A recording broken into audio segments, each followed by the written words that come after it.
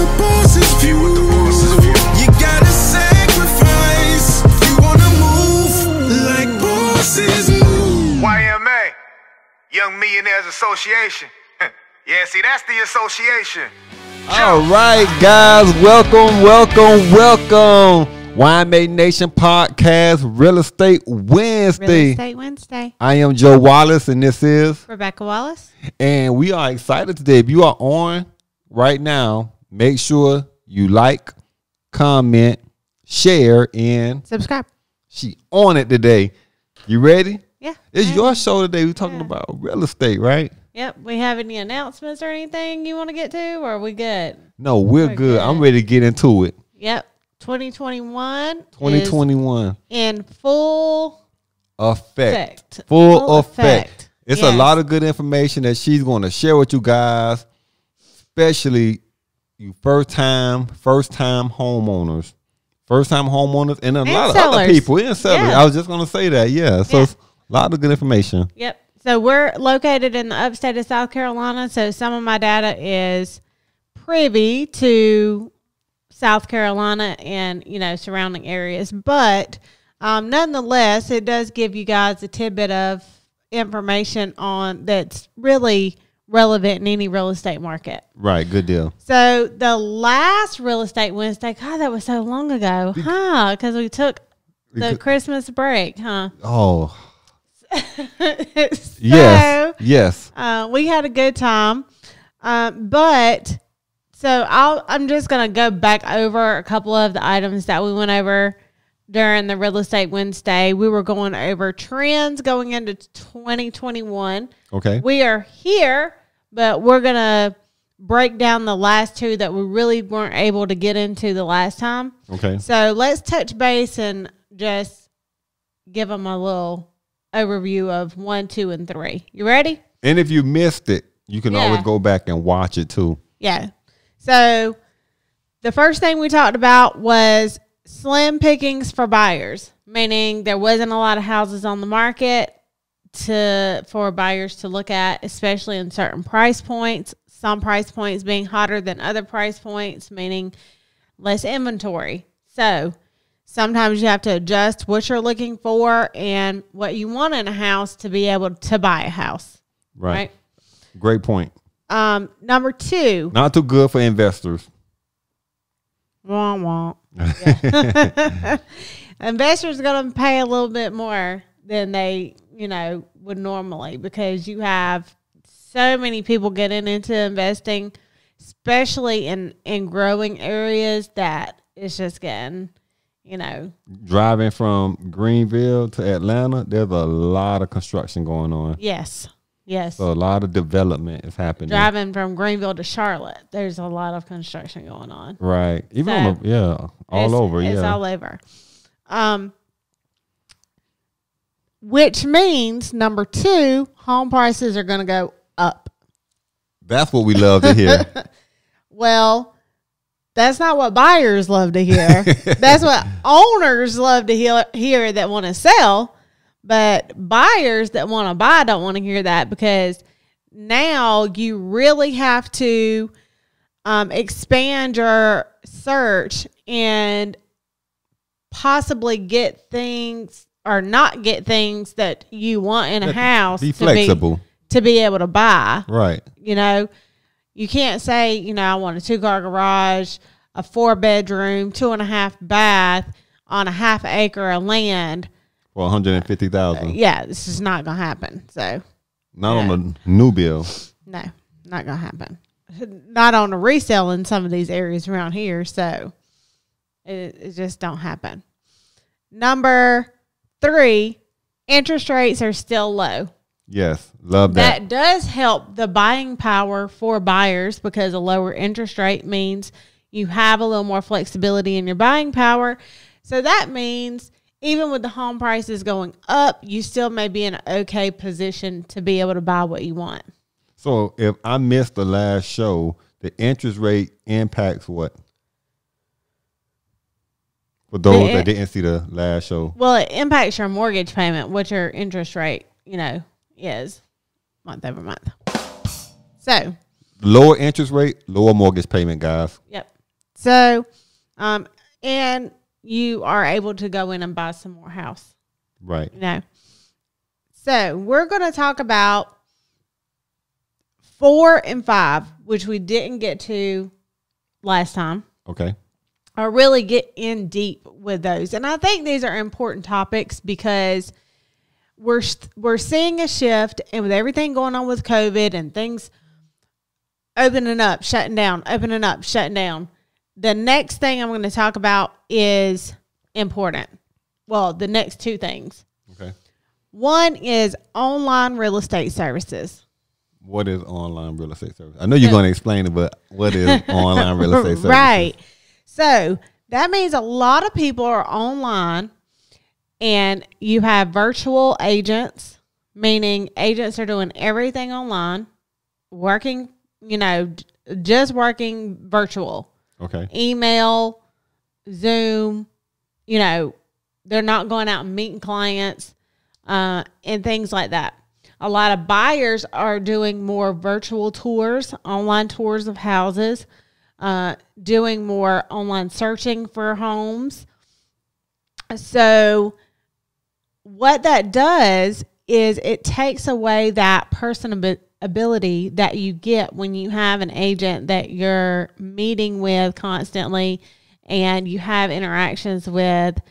And to me, when you have an agent that you're meeting with that's taking you to see houses, you build that relationship of trust and loyalty with that agent.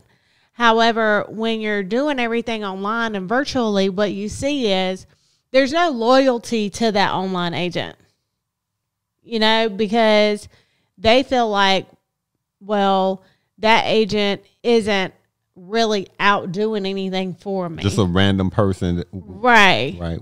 With the name. But just so they understand, when you say a virtual tour, can you explain? Because some people may be like, what's a virtual tour? So a lot of the houses that you see possibly on Realtor.com, Zillow, or if the agent's sending houses through like an MLS system, the multiple listing service, there may be like tours where you can click on a link and you can do a 3D tour of the house and go nice from room to room. A lot of builders have it now. Right. So we're seeing more of that. But to me, when you're buying something, if I'm going to buy a $300,000 house or a $200,000 house, I want to go see it. I want to see what the walls look like. I want to see the a color on a picture or a color on a virtual tour. You may get there in person and it be different. Right. You may not be able to see certain things on the ceilings and floors in those type of tours that you would see if you're walking through the house. The creaks, just different aspects of the house, the sounds that the house makes. The floor squeaks. Right. Or creaks. Or made right. noise. Or the concrete slants down. So I would say that you really have to weigh your options when you are choosing to go that route and say, I know that I need an agent as a buyer and I know that I need an agent as a seller, right? So do I want someone that's only going to be helping me online, or do I want someone that's going to be here to help me walk through everything? Come walk through my property and tell me, oh, well, this needs to be fixed before we list it. This needs to be done before we list it. So you don't get to the end and face that. Right. And you run risk because I can give you an example of something that happened to one of my agents. I love examples. We know. So one of my agents had a buyer.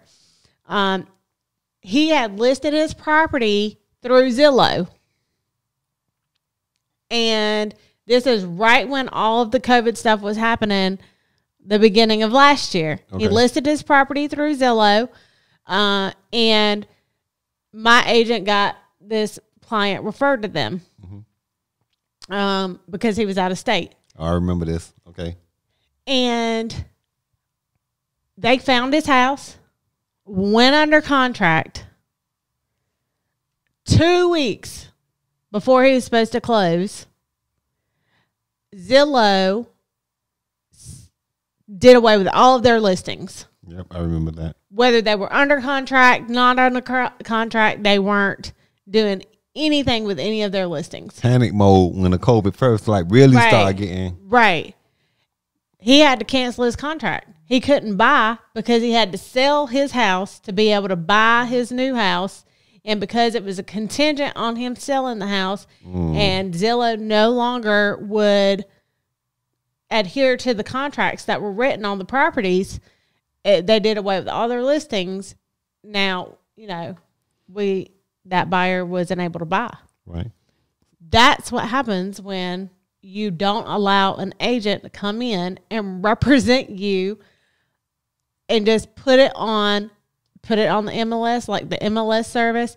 It goes out to, it'll be listed on Zillow. It'll be on realtor.com, if you're under certain MLS systems and things like that. I know around here it is. So a lot of people want to, from their perspective, they're thinking, how can I save money? how can I save money? Everyone thinks like that, and that's rational thinking. How can I save money? Right. But just to be that client, you've already spent money on an appraisal. You've already spent money on an inspection.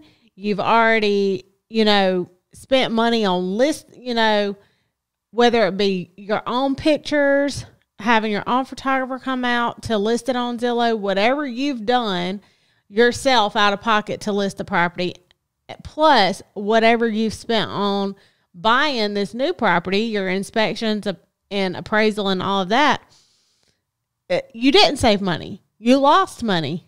If it goes wrong. Right.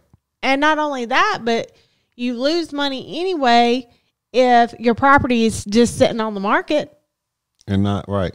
And not moving because you're trying to cut corners and save costs in other ways. I have another question for you. So earlier you was talking about the virtual tour, and everyone is concerned with COVID right now. Mm-hmm. So, and from your perspective, it's saying that it's nothing like having that personable type of relationship built between that buyer and that agent. So, is it still if I was trying to buy a house right now, is it still a way where I can safely do it through social distancing? Of course, wearing masks. any brokerage and agents are going to tell you whatever you have to do to feel safe when you're walking properties, whether it be a mask or sanitizing when you go in and sanitizing when you leave and things like that, wearing shoe coverings or whatever. You do whatever suits you as far as making yourself feel comfortable and safe. Them being a buyer, right? Right. Yeah. Right. So, and the same thing for a seller. Some sellers would be like, well, I would prefer if the buyers wear a gloves or mask or whatever when they're walking through the property. Right. You see that too. Right. Or they don't want to be present either. Right. So there's always safe ways, and there's so many sanitary services that are coming out and cleaning houses now. Right. The sellers have options for that as well, to have their home sanitized, like if they have a lot of showings or open house or something like that.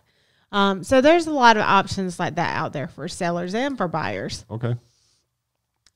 So I think that the main thing is... Are you trying to start or grow your business? Well, welcome to YMA Financial, where we have created the ultimate platform for entrepreneurs and business owners.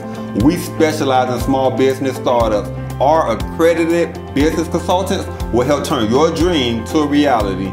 We'll help obtain your business documentation, help you establish and build business credit, and whether you're working from home or storefront, we'll help fully launch your business.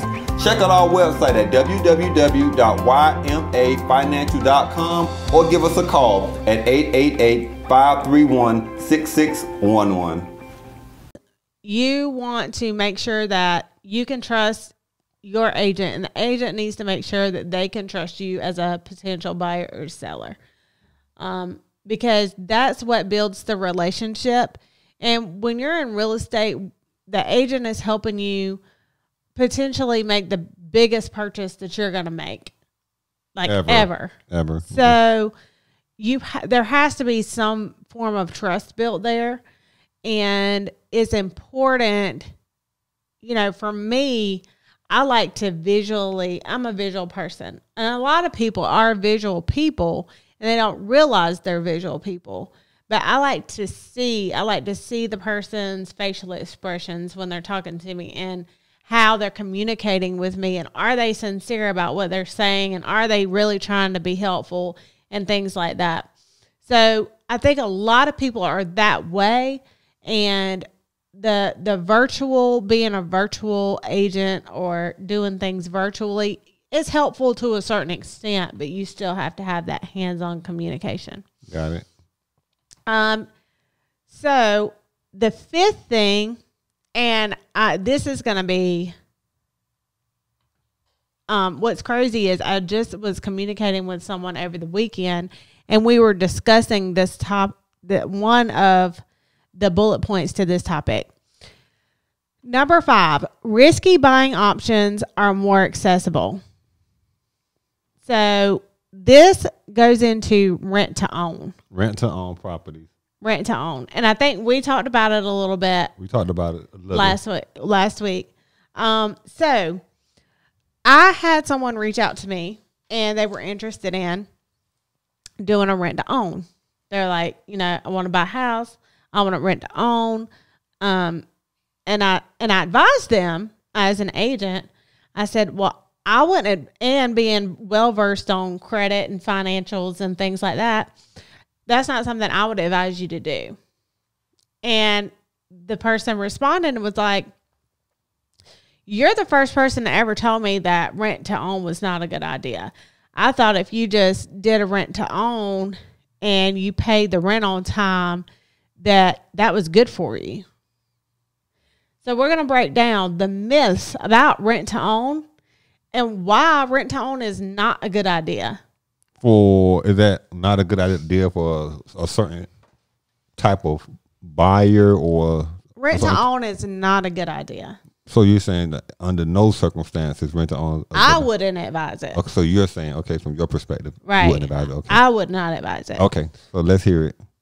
And there's things to back why I wouldn't advise it. Yeah, let's hear it. So, first of all, first and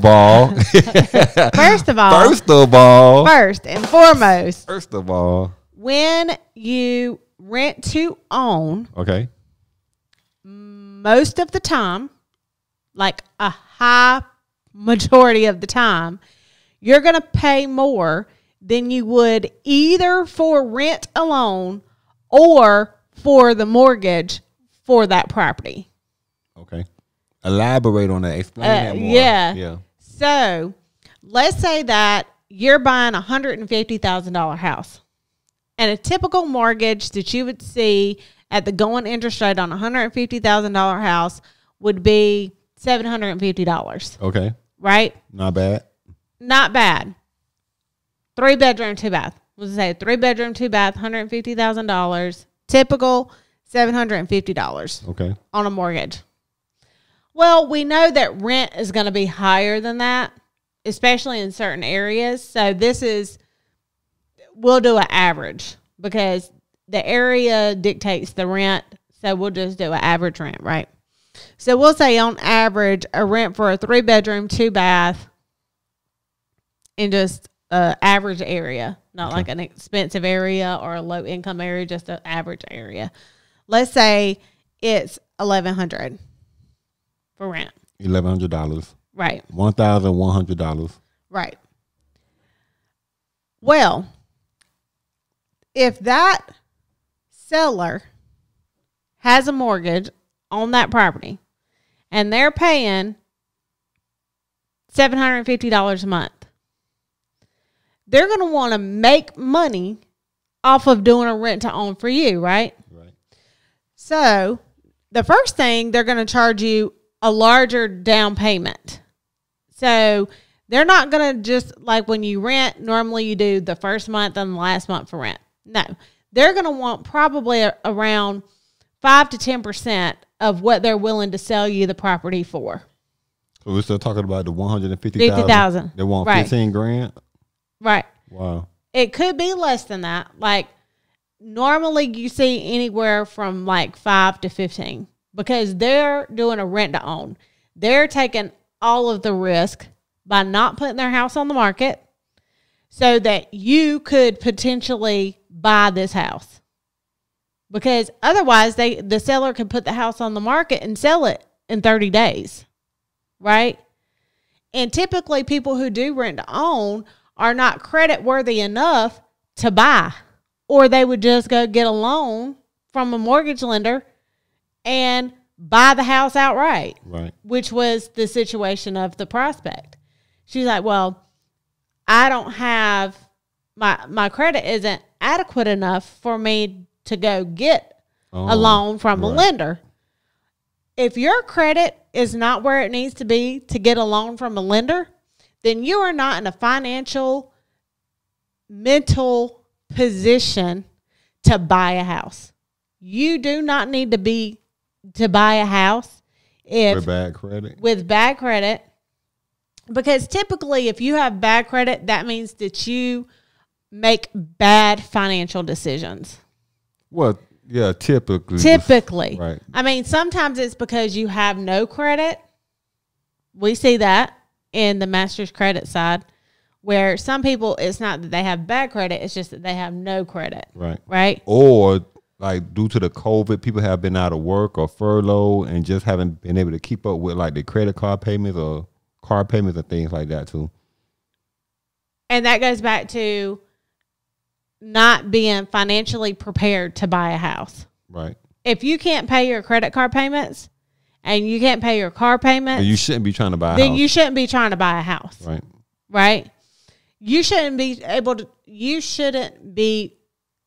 wanting to do a rent to own and putting yourself in a position to where typically on a rent to own, if you're going in and you don't have an agent, meaning that you're not doing a contract, like the seller's coming up with the contract and what's in the contract, and you don't have someone who understands contracts to help you through the contract, you could get yourself in a buying the home as is, meaning whatever breaks you're responsible for, all of the maintenance you're responsible for. If you find out there's mold, you're in the contract. You have to figure it out. Wow. If you find out, they don't have to disclose things to you because there's no seller's disclosure. So because typically, I'm getting there.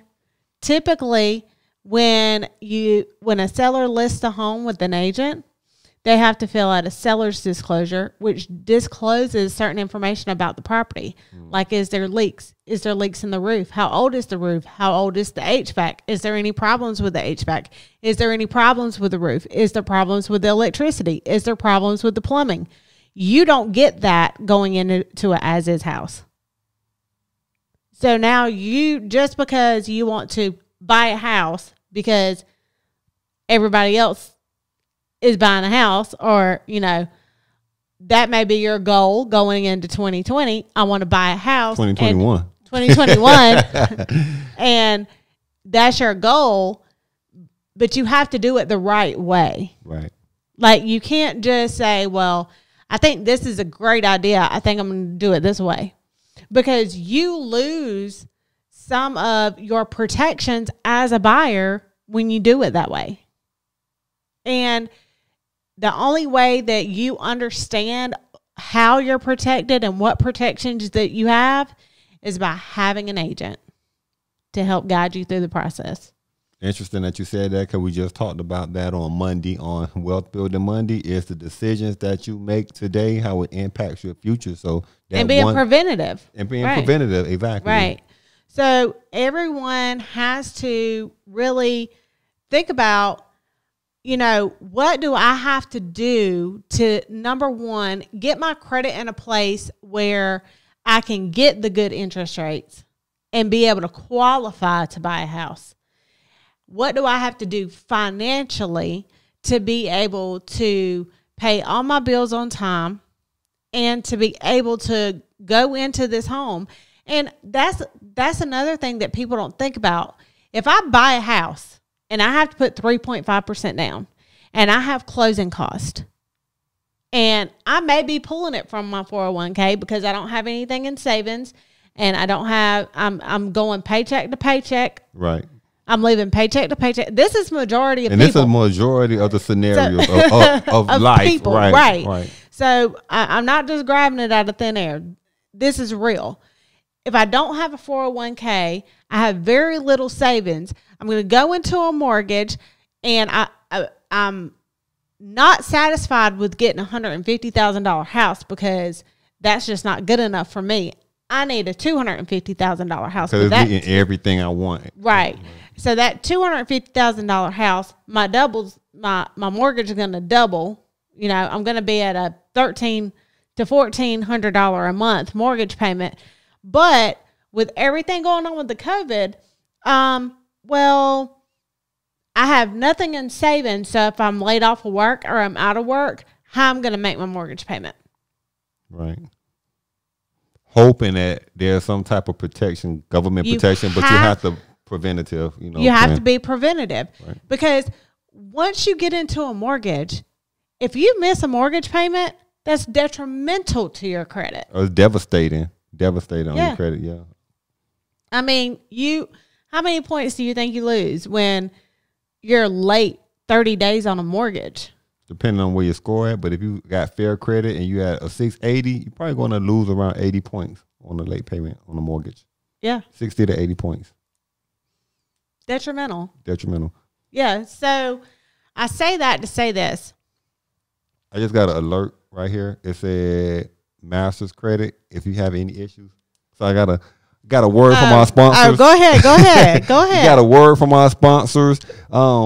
If you have credit issues, if you're interested in becoming a homeowner, yes, but you need to improve your credit prior, or you want to improve your credit to get a better interest rate, you can contact Masters Credit Consultants.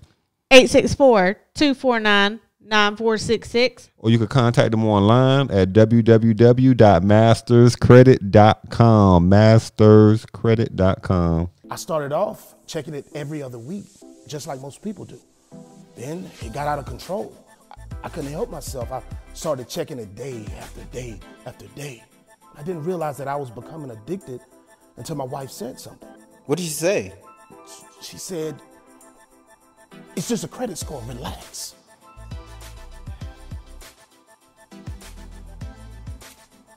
Are you checking your credit score? Huh? Hold on.